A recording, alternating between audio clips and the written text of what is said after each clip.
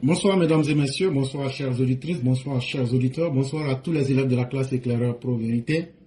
Bonsoir à tous ceux et toutes celles qui nous suivent de par le monde. C'est encore un autre plaisir très renouvelé que vous nous permettez d'être en face de vous, pas en tant que les plus sachants, les plus doctes, mais simplement des personnes en qui vous portez confiance, afin de vous apporter le mythe de Prométhée, c'est-à-dire la connaissance, et de pouvoir la partager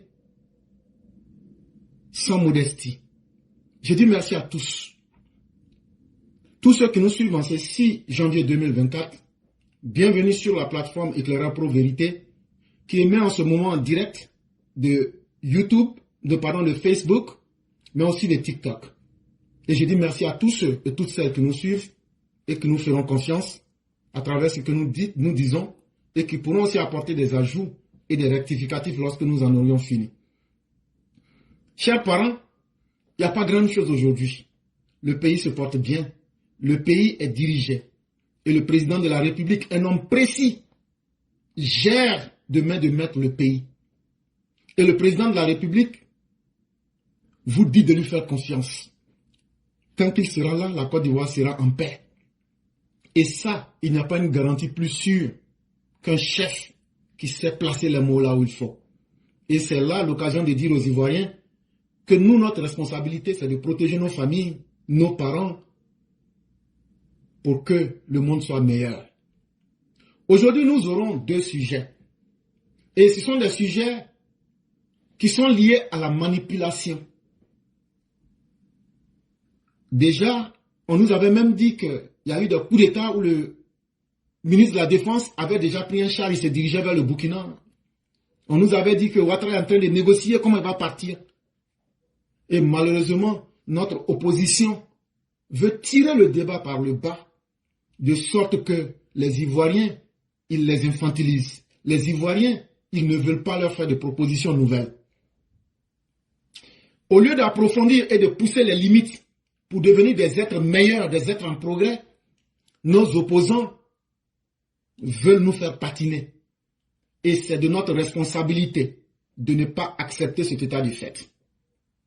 Et donc, comme je l'ai dit, aujourd'hui, on a été un peu en retard. Donc, je vais combiner les deux sujets et donner, en fonction des différents arguments, je vais essayer de donner les clarifications qu'il faut. Et comme ça, quand on aura fini, puisqu'on est sur YouTube, on est sur TikTok, le minimum sur YouTube, c'est au moins 10 000 personnes qui nous sur Facebook, c'est au moins 10 000 personnes qui nous suivent. Je ne connais pas le nombre qui sera sur TikTok, mais nous n'avons pas le monopole de la vérité et nous attendons que les uns et les autres viennent nous dire voilà où tu as dit ça là, ici, là, c'est pas vrai. Ou bien ce que tu as dit là, il y a mieux que ça. C'est ça qui est important pour la classe éclaireur Pro Vérité.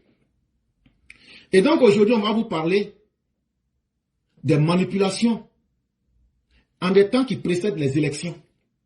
Pourquoi aujourd'hui l'opposition ivoirienne donne son salut au fait de manipuler les Ivoiriens? On comprend qu'ils n'ont pas de respect pour les Ivoiriens. Mais à travers la manipulation, on peut conduire un être humain dans un danger pour le piéger. C'est comme on est en train de partir sur une route. Je sais qu'il y a des braqueurs sur la route. Et moi, je te dis, non, il faut partir, Dieu est grand, il faut aller, il n'y a rien là-bas. Tu te vas là-bas, les gens te braquent. Et les braqueurs te disent, mais quand tu venais là, le monsieur que tu as rencontré là, lui, il t'a pas dit que non, la braqué avant de le voir. Et tu dis, non, il m'a rien dit, mais il m'a dit que non, qu'il n'y a rien que de venir sur la route. Quand tu vas revoir ce monsieur après là, toi-même tu sais comment ça va se passer. Et c'est carrément ça l'opposition ivoirienne. Ce sont des gens qui se lèvent pour aller dire, non, eux ils demandent aux Burkinabés de venir faire coup d'État en Côte d'Ivoire, sinon là, si les gens là ne viennent pas faire coup d'État là, c'est pas bien. C'est que j'ai dit, je ne mens pas. Voilà ça devant tout le monde ici. Est-ce qu'un putschiste, on doit lui compter un pays? Et les gens ont dit non, c'est leur babo là qui parle comme ça. Est-ce que quelqu'un qui fait coup d'État comme Ibrahim Kaka, comme Assimi le Goitreux et comme le mouton du désert du Niger, le général aux dents pourries là, Tiani là, est-ce qu'on doit leur faire confiance? Lui-même ses partisans disent non, ça c'est au moment où il était au pouvoir, il avait peur des coups d'État. Maintenant qu'il n'est plus au pouvoir là, maintenant les amis qu'il recherche, c'est ceux qui font coup d'État. Et qu'est-ce qu'il fait? L'Afrique, c'est un problème que nous avons. Nous aimons trop célébrer les martyrs au lieu de célébrer les héros. Célébrons nos héros quand ils sont vivants. Donc aujourd'hui, les faiseurs de coups d'État sont devenus des héros pour eux. Parce qu'eux n'aiment pas Ouattara. Ils vont se promener dans toute l'Afrique de l'Ouest pour chercher des gens pour venir faire coup d'État contre Ouattara. Donc pour blaguer ces lamentins baveux du désert, ils disent qu'eux là sont devenus des héros pour eux, les gens du PPACE aujourd'hui.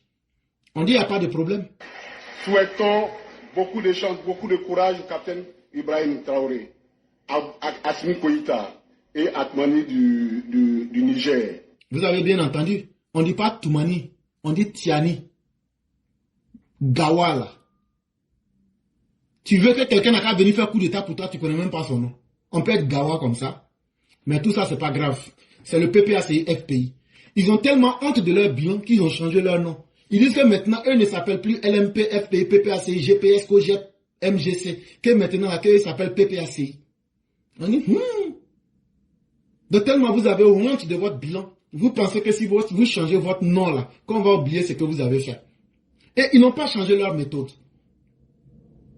Aujourd'hui, ils sont dans la manipulation des consciences. Sachant que les élections, ils n'ont pas de bilan politique. Et ils n'ont pas la capacité d'affronter le gouvernement du docteur président Ouattara sur le terrain du réel. Qu'est-ce qu'il faut faire? Ils ont juré que par une chose, la violence. Et donc, ils veulent procéder d'abord, avant la violence, ils veulent procéder d'abord à une pollution des mentalités. Ils veulent créer le doute dans le cœur et dans le cerveau des gens. Ils veulent créer le dégoût du gouvernement. Il faut que les gens commencent à douter et à détester le gouvernement qui est en place actuellement. Et donc, la première phase qu'il faut faire, c'est ça qui est là. Et après, maintenant, même si on entend un coup de fusil ou un coup de canon, on va dire, mais votre gouvernement là, même là, toujours même là, eux-mêmes là, il y a toujours un nouveau scandale. Ils ont envoyé bateau. Après, l'ONU leur a demandé des maintenant des Gbagbo. Après, c'est encore là, tout le monde vous a demandé. Et vous là même là, on ne voulait même plus de vous. Là, quand c'est comme ça va faciliter la situation. Pourquoi vous êtes en palabre avec les voisins et nous-mêmes, on va aller demander pardon aux voisins. Sinon, c'est comme ça. Ça, on appelle ça haute trahison. Tu dis, tiens, palabre que toi, tu as vu entre les Ivoiriens et puis les Burkinabés. On va te demander, si tu te lèves pour aller demander pardon, on appelle ça haute trahison. Mais tout ça, c'est des questions à revoir. Mais en réalité, tout ça, ils veulent manipuler des gens plus bêtes que eux, pour eux les mettre en situation, et puis eux vont profiter d'eux.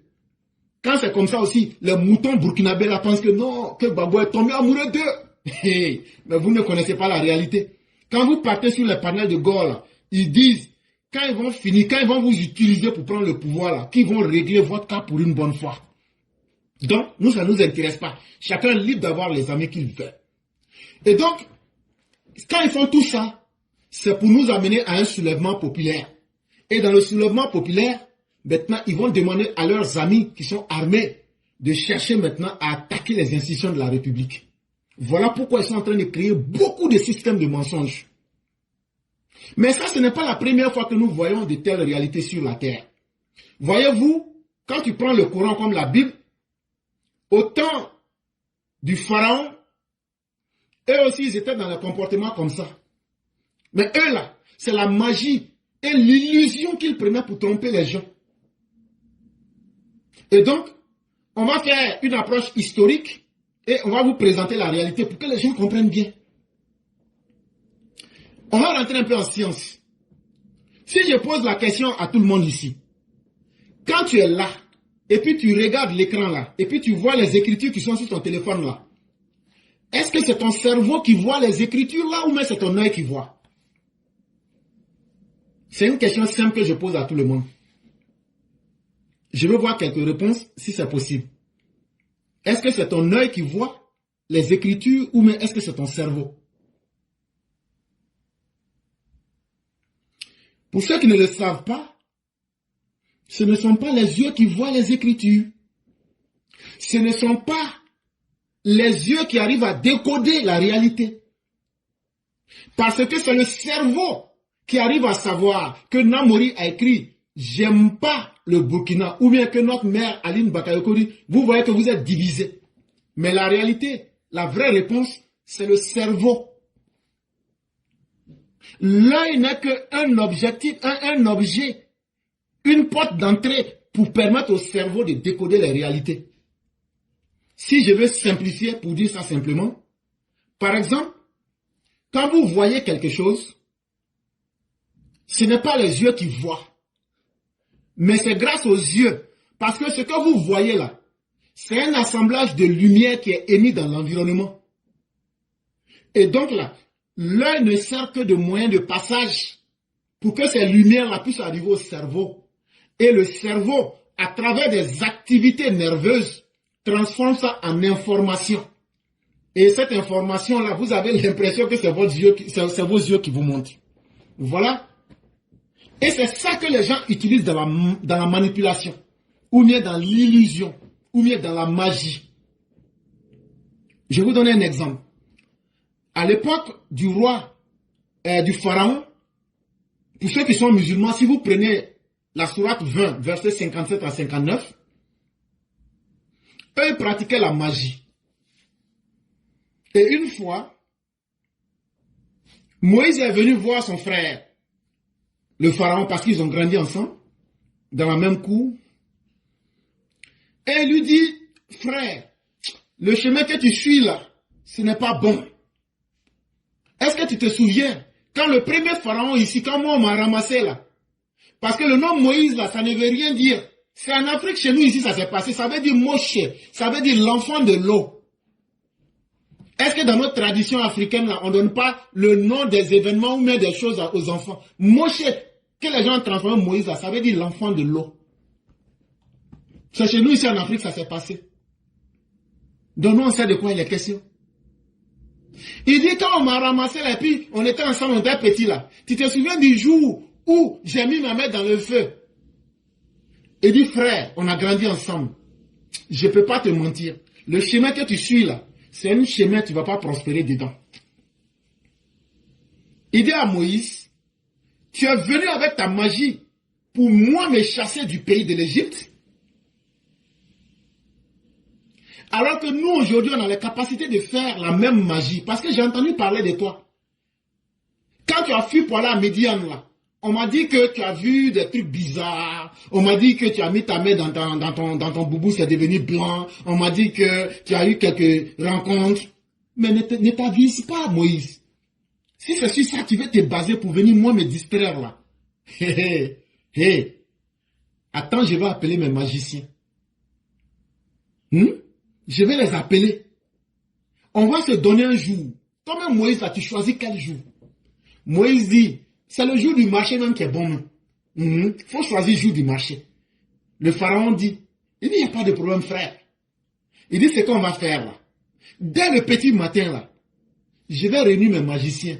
Je vais lancer une nouvelle. Les meilleurs magiciens de l'Égypte là, je vais prendre 70 parmi eux. Et puis tu vas voir que nous là, on ne s'amuse pas à nous. Moïse dit, il n'y a pas de problème. Quand le jour du marché arrivait, quand les magiciens, 70 ont été réunis, les meilleurs des meilleurs ont été réunis, tout le monde était là, ils ont entouré. On est aujourd'hui là. Ça sera le jour d'aujourd'hui. On dit donc, vous les magiciens, exécutez votre science. Quand vous prenez le Coran, on dit comme ça, les magiciens jetèrent leurs bâtons et leurs cordes au nom de Pharaon sur le sol et se mirent à grouiller et à ramper des dizaines de serpents. Écoutez très bien ce que j'ai dit. On dit les magiciens ont lancé leurs bâtons et leurs cordes.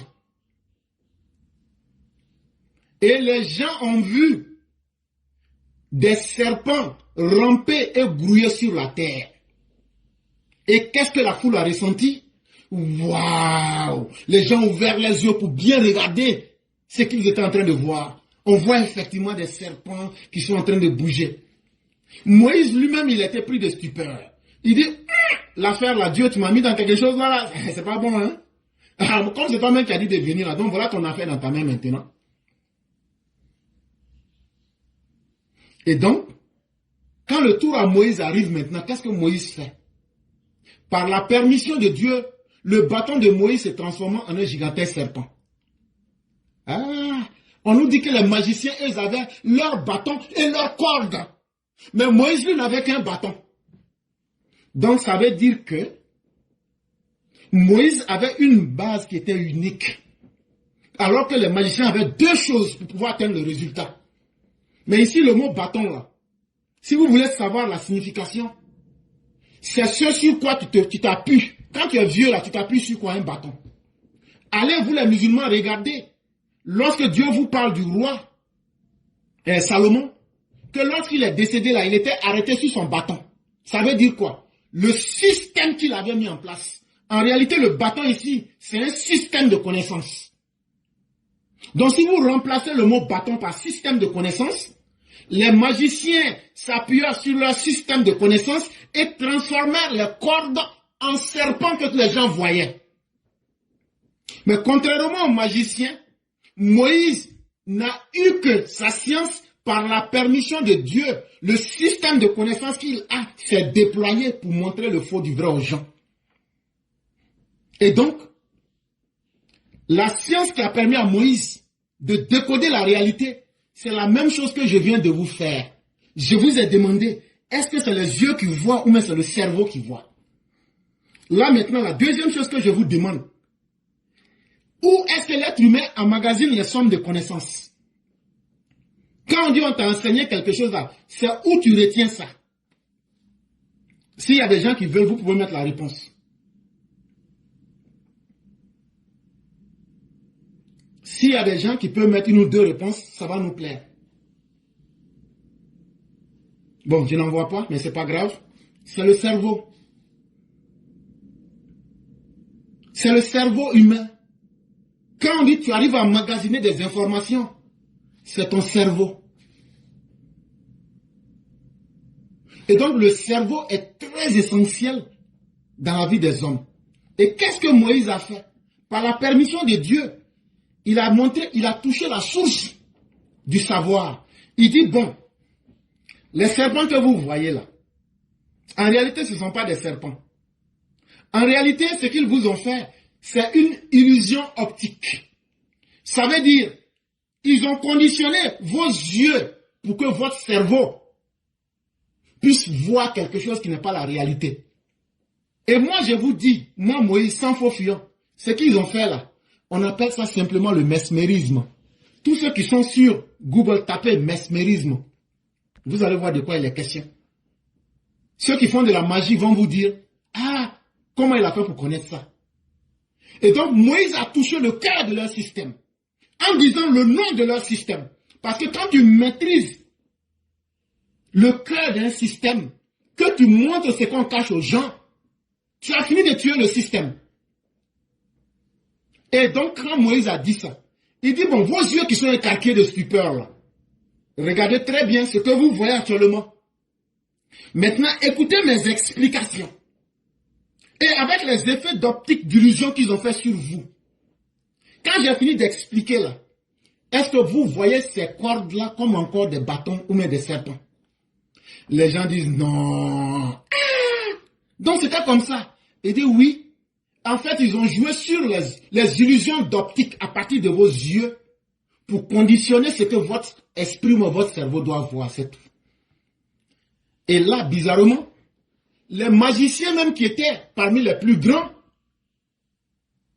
eux-mêmes, ils se sont levés dans la foule et ils disent, Moïse, celui qui t'a donné le code pour savoir que c'est le mesmérisme que nous on faisait aux gens, pour créer des illusions d'optique, vraiment c'est lui qui est le vrai Dieu. Parce que si tu n'étais pas un initié, tu ne pouvais pas connaître à plus forte raison expliquer aux gens. Et donc aujourd'hui, là, nous on ne peut que nous soumettre à ce que celui qui t'a enseigné cette science, alors que tu n'as jamais pratiqué et tu n'étais jamais assis parmi nous là, c'est vraiment lui qui connaît les choses cachées. C'est simplement un art d'influencer ce que les gens peuvent voir. Je vous donne un exemple simple. Si tu es en train de voyager sur Goudron depuis le midi, et puis tu as soif, il y a un moment tu vois, tu as l'impression qu'il y a l'eau qui est quelque part sur le goudron. Alors que simplement, c'est l'effet de chaleur qui crée une illusion optique. Ce n'est pas une réalité. Et donc, ça veut dire que ce que l'œil humain voit toujours, si le cerveau n'a pas une bonne analyse, le cerveau se trompe. Et donc, tu peux voir, il y a des gens, par exemple, qui font des hallucinations, des choses qui n'existent pas, ils voient ça. Et c'est sur ça que les gens jouent dans la magie pour essayer de faire des effets d'illusion optique. Si je vous expliquais tout ça là, je ne veux pas vous expliquer des cours de religion. Je vais venir pour détruire le système de complot que les opposants veulent faire là. Je vais vous dire le nom, pour leur dire que nous là, sinon on connaît ça, ça veut dire on maîtrise pour eux là déjà. Mais je vous ai donné un premier exemple pour dire que ce n'est pas la première fois que de telles choses arrivent. Et que nous aussi là, grâce à Dieu et grâce à l'école des Blancs là, nous aujourd'hui, tout ce que l'opposition veut faire, comment manipuler la conscience pour essayer de créer la violence et tromper les gens pour qu'ils agissent contrairement à leur vrai comportement ou même contrairement à la vérité, on appelle ça une manipulation des consciences. Et la stratégie que nos opposants veulent appliquer, ça s'appelle la théorie de Brandolini. Comme de la manière Moïse a dit mesmérisme là, et puis là, il a expliqué là. Je vais vous expliquer, puis après là, je vais détailler. Vous-même, vous allez vous asseoir pour dire, éclaireur là, c'est un menteur d'être. Ou même ce qu'il a dit là, on a compris quelque chose dedans. Donc soyez honnêtes, quand on va finir là, venez nous dire ce que vous pensez. La théorie de Brandolini, vous tapez B-R-A-N-D-O-L-I-N-I.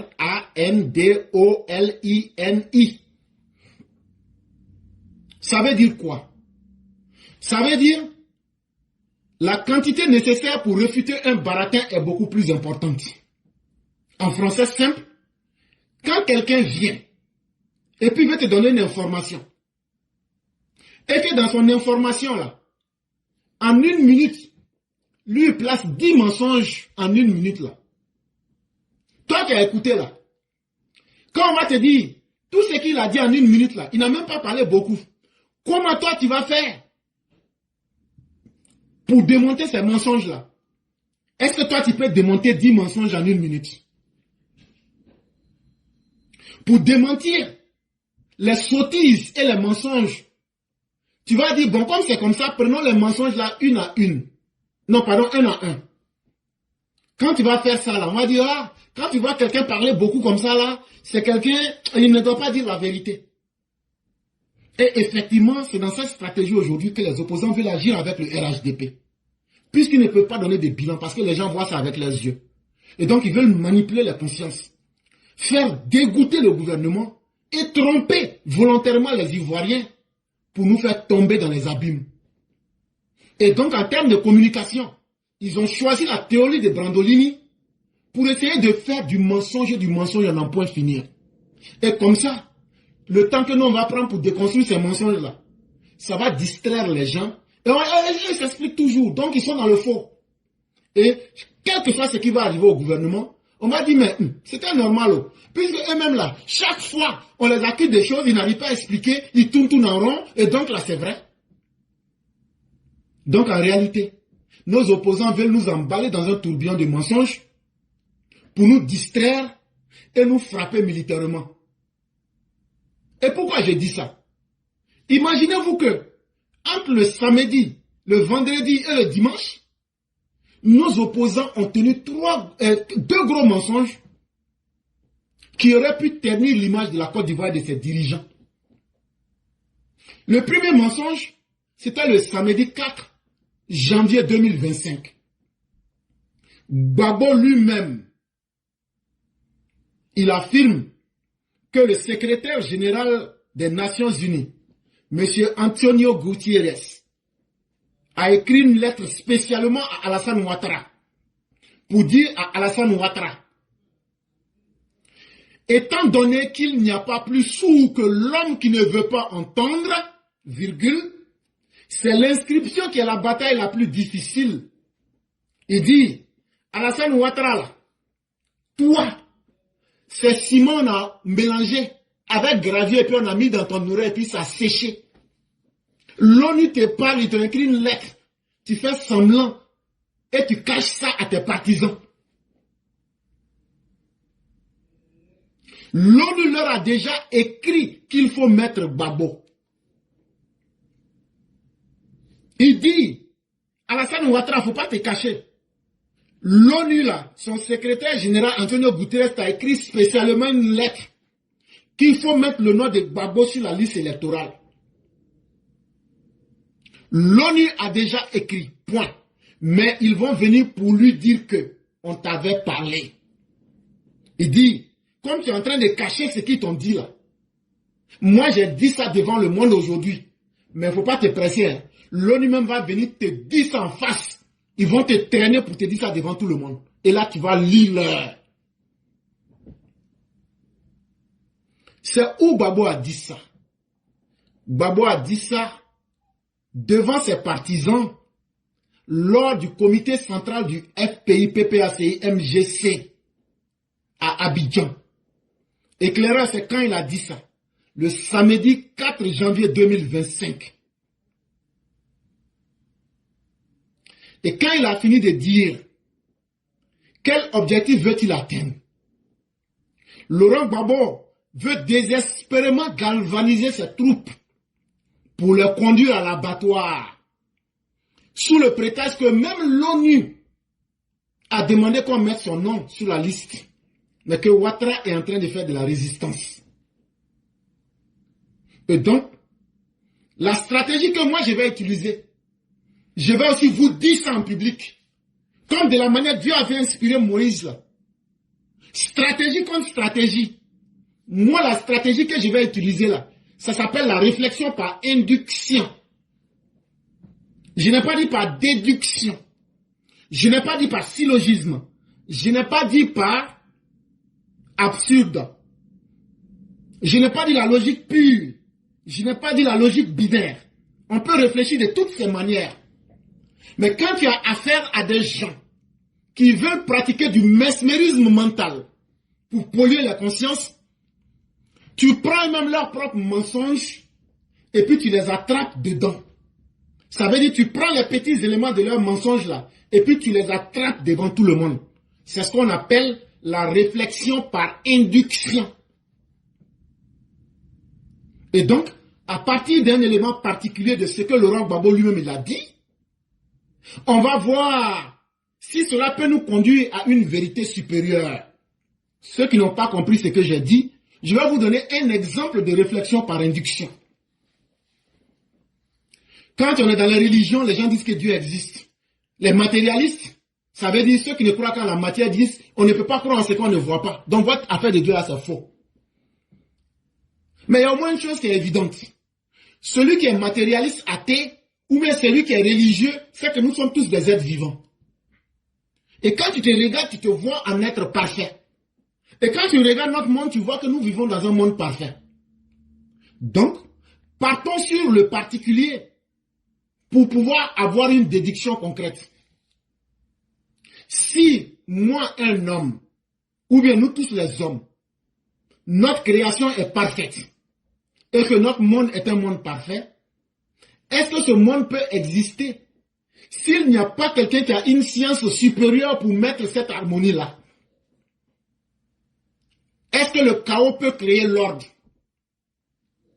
sans aucune harmonie et sans aucune science? La réponse naturelle, c'est non. Pourquoi on arrive à avoir cet ordre et cette perfection-là dans l'univers comme dans notre monde, où le soleil ne vient pas bombarder la terre, où les choses fonctionnent correctement? Ça veut dire qu'il y a une force supérieure qui contrôle tout ça. Et donc cette force supérieure-là, vous pouvez lui donner le nom qu'il veut, mais c'est une conscience supérieure. D'autres vont l'appeler Dieu, d'autres vont l'appeler Krishna, d'autres vont l'appeler Yahvé, d'autres vont l'appeler Allah, d'autres vont l'appeler en tous les noms que vous voulez.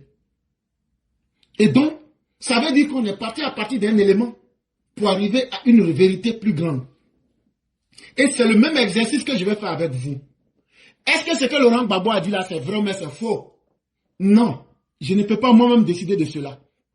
Mais ce que je vous demande maintenant, comme de la manière Moïse a dit aux gens, maintenant regardez-moi, et je vais vous-même utiliser vos yeux que vous avez ouverts, qui vous ont émerveillé là. Ouvrez vos yeux, et puis je vais vous expliquer. Donc je demande à tout le monde, si vous avez un téléphone, ou même un deuxième téléphone, ce que je demande à tout le monde, vous tapez www.un.org. Je vais mettre ça dans le direct pour que s'il y a des personnes qui peuvent taper à partir de là, vous tapez. Donc, je vais écrire ça pour que vous puissiez voir ça. www.un.org.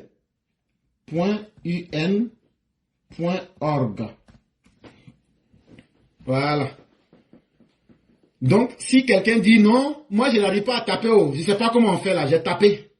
Ça veut dire wow, là, tu écris ça 3 fois, tu mets un point. Tu écris U et puis non, tu mets un point. O, ro et puis go.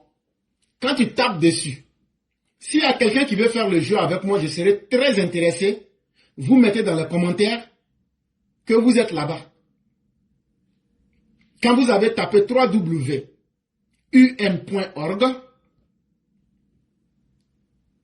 vous allez voir sur la page le logo de l'ONU. Après, vous voyez le drapeau de l'ONU qui flotte. Et vous voyez l'arabe qui est écrit. Après, vous voyez le chinois. Après, vous voyez anglais. Après, vous voyez français. Après, vous voyez l'hébreu. Et après, vous voyez l'espagnol. Comme nous, c'est français, on parle là. Tapez, voilà, il y a 6 killers qui est là-bas. 6 killers, il faut taper maintenant sur français. Ou bien si c'est en anglais, tu tapes sur French. F-R-E-N-C-H. Quand tu tapes sur français, il y a Sumaoro Karamoko qui est là-bas. Donc vous tapez sur français. Quand vous tapez sur français, ça vous amène sur une nouvelle page où vous voyez des élèves qui sont dans une classe et qui sont assis. Il y a une dame qui est à côté d'un élève qui est aveugle. Il est en train de taper en braille. Ce n'est pas ça qui nous intéresse. Maintenant, vous regardez où c'est écrit logo des Nations Unies là. Vous voyez à propos de l'ONU. Où c'est tapé à propos de l'ONU là. Vous tapez là-bas. Quand vous mettez votre curseur, ça vous ouvre plusieurs liens.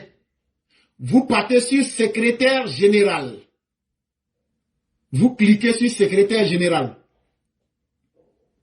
Quand vous cliquez sur secrétaire général, maintenant vous voyez, ça vous met des informations. Et là, vous voyez accueil, à propos, vision, équipe, programme, déclaration et rapport. Vous tapez sur déclaration et rapport. Maintenant, vous cliquez sur déclaration. Quand vous cliquez sur déclaration, ça vous fait sortir toutes les informations de l'ONU. Maintenant, ce qui va tromper beaucoup de personnes. Quand l'ONU fait une déclaration orale, une déclaration verbale, si l'ONU s'exprime verbalement, eux ils appellent ça déclaration. Maintenant, si ce n'est pas écrit, ils appellent ça rapport.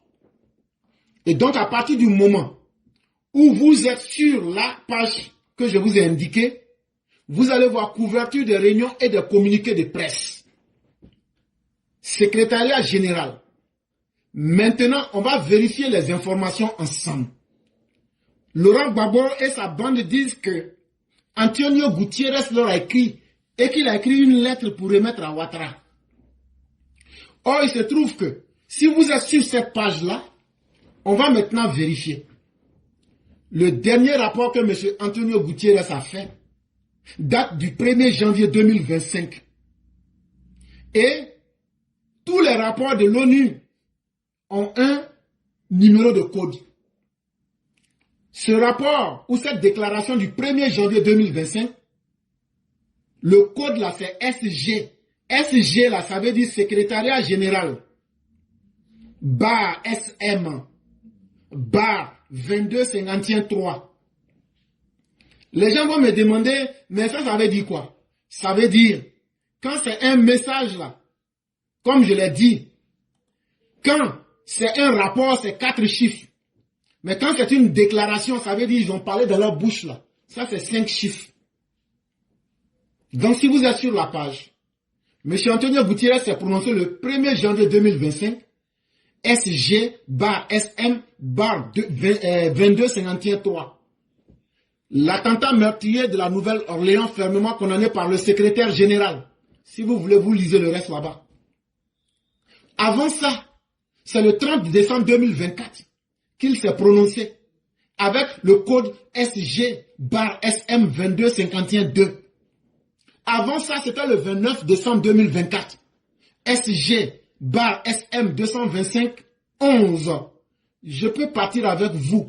Et si vous partez au bas de la date, toutes les déclarations que M. Antonio Gutiérrez a fait depuis qu'il est secrétaire général de l'ONU là. Moi, j'ai pris le temps hier de tout vérifier. Et je n'ai vu aucun rapport qui prouve qu'il y a une lettre qui a été écrite à Laurent Gbagbo. Et ce que je suis en train de dire là, tout le monde peut vérifier avec moi. Quand on va finir ça là, est-ce que c'est à moi de vous dire que ces serpents vous avez vu, mais ces cordes vous avez vu? Je vous dis la vérité que vous avez vue là, ça est en face de vous. Et maintenant là, est-ce que le mensonge de Laurent Gbagbo là, c'est à moi de vous dire qu'il a menti? Vous-même là, vous savez déjà, parce que je vous ai montré la voie. Et donc, c'était un mensonge. Aussi simple que cela. Maintenant, hier soir, il y a des gens qui sont sortis, qui disent non, que l'ONU a produit une déclaration, que Laurent Gbagbo là, que ce qu'il dit est faux. Moi, je n'ai pas vu cette déclaration. Et c'est la même procédure que j'ai utilisée. Et je n'ai pas vu cette déclaration. Et donc, je suppose aussi que ça c'est faux. Parce que si on utilise le mensonge pour casser notre mensonge, on ne fait que conduire les gens dans le mensonge. Et donc, il faut dire la vérité pour que les esprits soient éveillés et constamment éclairés. En réalité, là, l'ONU n'a pas le temps de s'intéresser à de telles bêtises. Vous m'excuserez du mot. L'ONU a des choses bien plus importantes à faire que de tomber dans des petits débats pour se donner de l'importance. Mais l'objectif de Laurent Gbagbo, c'était de manipuler ses oreilles pour les amener à avoir un discours qui va convaincre les autres. Que c'est Gbagbo même qui a dit que l'ONU a mis son nom, que Ouattara n'a pas écrit son nom, mais Ouattara lui il est qui et puis il ne veut pas écrire son nom. Mais Laurent Gbagbo, voilà ça, j'ai montré ça à tout le monde. Tout le monde peut faire cet exercice. Tu es un menteur. Toi et tes partisans, vous êtes des affabulateurs. Et il n'y a aucun parmi vous qui pourra venir démontrer le contraire. Et si vous avez honte, on va vous demander une seule chose. Donnez-nous le numéro de référence de la lettre. Et on va taper ça devant tout le monde sur Google, on va lire. Donc votre mensonge là, ça ne passera plus. Ça, c'est la première chose qu'il fallait qu'on vous dise. Mais, ce qui est encore plus intéressant, ce n'est pas la première fois que Laurent Gbagbo et puis sa bande là, ils mentent sur Antonio Gutiérrez. Hein. Ce n'est pas la première fois. Le 2 avril 2021, quand la CPI a dit que Gbagbo a été acquitté là, à travers une de leurs pages qui s'appelle FPI TV, le FPI dans son laboratoire de mensonges a pris une photo d'Antonio Gutiérrez. Ils ont fabriqué un joli mensonge. Et voici ce qu'ils ont écrit. Quelques heures après la libération et la décision de la CPI, le secrétaire général des Nations Unies, Antonio Gutiérrez, sur sa page officielle, a exprimé sa joie, sa grande admiration pour l'ancien président ivoirien et semble se réjouir de son acquittement. On a fini par découvrir en Laurent Gbagbo un homme de paix. Son pays a besoin de lui, toute l'Afrique a besoin de lui. Donc, quand la CPI a dit que Gbagbo a été acquitté là, le 2 avril 2021, leur page de mensonges qui s'appelle FPI TV là, ils ont fabriqué une photo comme ça et puis ils ont mis un message d'Antonio Gutiérrez et puis ils disent que c'est Antonio Gutiérrez même qui a dit ça à partir de sa page officielle. Ils disent qu'Antonio Gutiérrez dit que lui est tombé fan de Laurent Gbagbo. Grande admiration. Il dit Gbagbo là, je l'aime trop. Il dit, Gbagbo là. Donc Gbagbo là, c'est lui qui était l'homme de la paix. Et puis nous, on s'est trompé. Et on a fini par découvrir en lui un homme de paix. Il dit comme c'est comme ça là.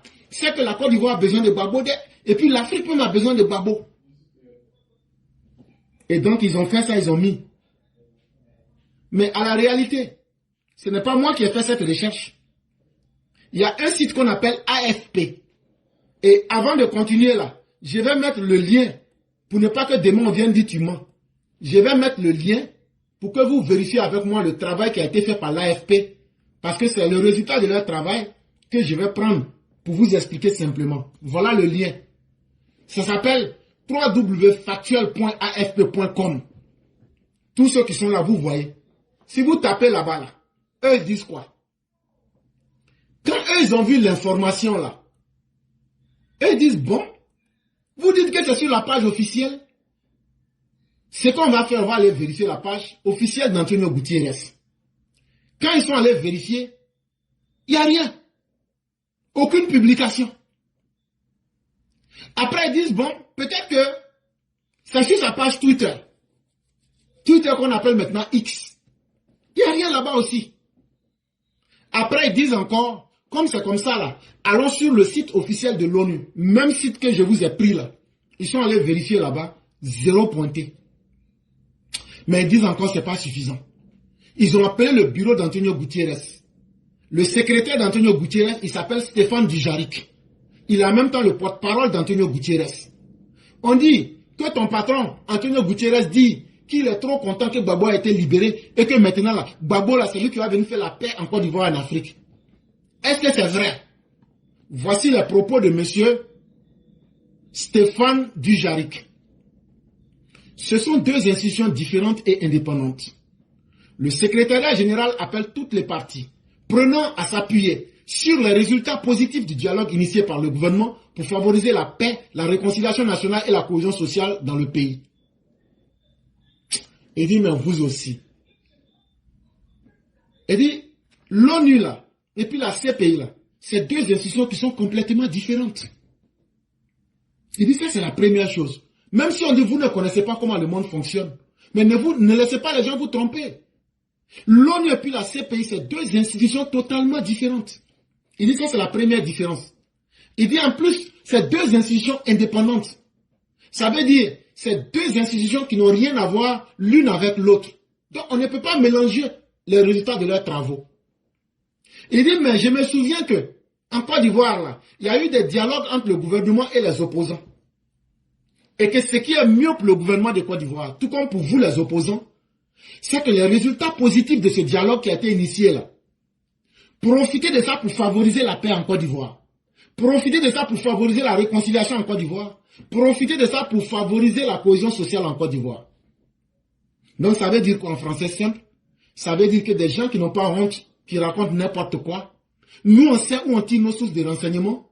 Nous, ONU là, pour nous renseigner là, nous on a nos propres agents de renseignement. Nous on ne va pas se baser sur les conclusions mais les propos d'une partie pour décider. Donc là, si on a besoin d'informations d'un pays là, nous on sait qu'il y a eu des dialogues politiques chez vous là-bas. On veut voir quel effort chacun d'entre vous faites pour mettre la paix, la réconciliation, la cohésion dans votre pays. Voilà comment M. Dujarric a répondu. Pour dire qu'eux là, ils ne prennent pas le temps de répondre à des conneries.